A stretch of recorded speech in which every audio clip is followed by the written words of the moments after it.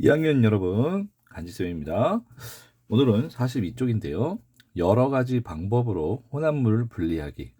자, 우리 중학교에서는 아주 고차원 수준의 혼합물이 아닌 실생활에서 자주 볼 수 있는 그런 물질들을 혼합해서 분리를 해보는 아주 기본에 충실한 분리를 해볼게요.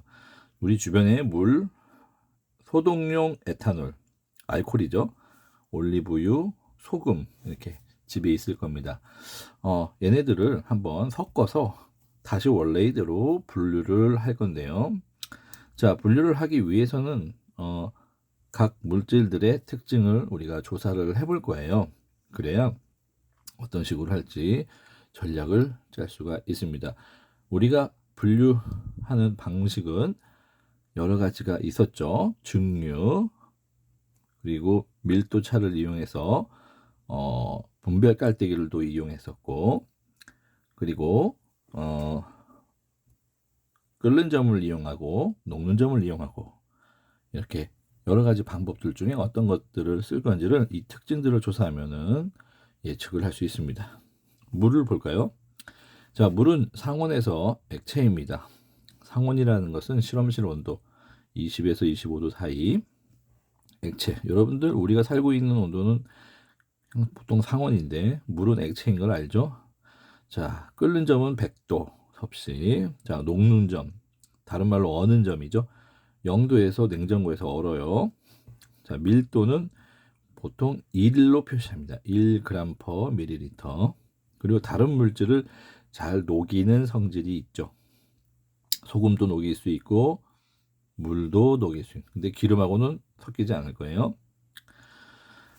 그리고 설탕도 녹이고, 이렇게 잘 녹이는 용매로 사용되고 있습니다.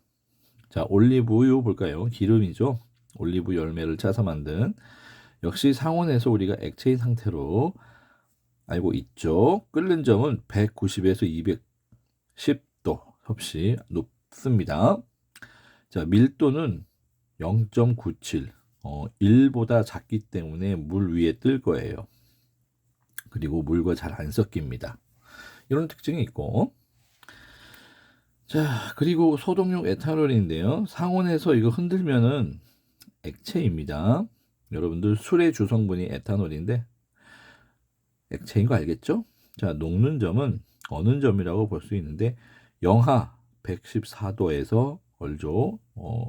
물보다는 더 낮은 온도에서 얼다는 걸 알 수 있고, 자, 끓는 점은 100도, 물이 물보다 좀 낮은 78도 섭씨 78도에서 끓는다는 것을 알 수 있고, 밀도는 0.79.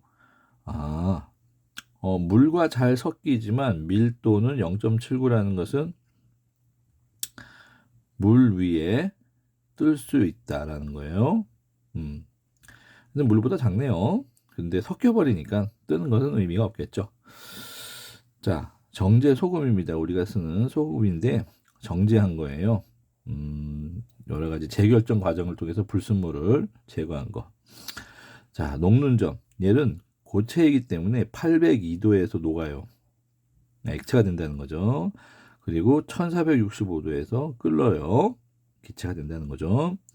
밀도는 고체이다 보니까 2.2예요.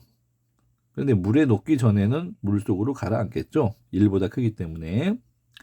그리고 이제 그 물 속에 들어갔을 때, 물 100g에 들어갔을 때 20도라면 36g이 최대로 녹을 수 있어요. 최대 녹는 용해도라고 보면 되죠. 자, 그래서 이러한 특징들을 이용하면 분리할지를 우리가 어떻게 토의를 하는 거죠.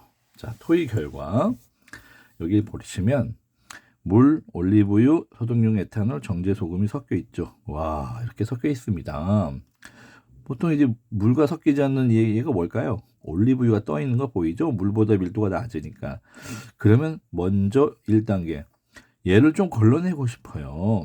분별 깔때기를 이용하면 위층에는 올리브유, 아래층에는 물과 소금이 있는데, 물과 소금은 물이 에탄올을 녹이고 잘 섞이고 소금도 녹여버리죠. 얘네들은 다 물에 다 녹은 상태이지만 물과 섞이지 않고 밀도도 낮은 올리브유는 위에 있을 거예요. 그러면 쫙 걷어낼 수가 있는 거예요. 분별 깔때기를 이용한 밀도차를 이용해서 분리를 했습니다. 그래서 분리된 물질은 제일 처음 올리브유. 자, 밑에 분별 깔때기에 코크를 열면 요 밑에 있는 게 먼저 쭉 빠져나오겠죠. 그리고 나머지 여기 뚜껑을 열어서 위에 걸 이렇게 덜어냅니다. 그러면 분리된 물질은 올리브유고 요 물과 에탄올 소금은 걸러내서 밑으로 내려올 거예요. 그래서 얘네들은 이제 어떻게 하면 분리할까요? 바로 증류를 방식을 이용합니다. 이는 밀도를 분별 깔때기를 이용한 분류, 끓는 점 차이를 이용한 증류 방식인데요. 가지 달린 삼각 플라스크에 혼합물을 넣습니다. 가지 달린 삼각 플라스크 이런 거죠. 기억났죠? 이렇게 가지가 달렸고 이렇게 삼각 플라스크에 여기 고무 마개를 이렇게 집어넣고 호수를 달아서 이렇게 또 유리관을 한 다음에 여기 이렇게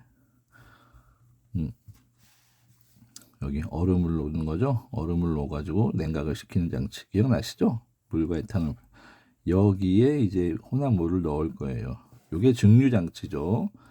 이렇게 여기 자 38쪽에 나와 있긴 있습니다. 시간 관계상 넘어갈게요. 그러면 여기서 가열을 하면 어떻게 될까요? 가열을 하면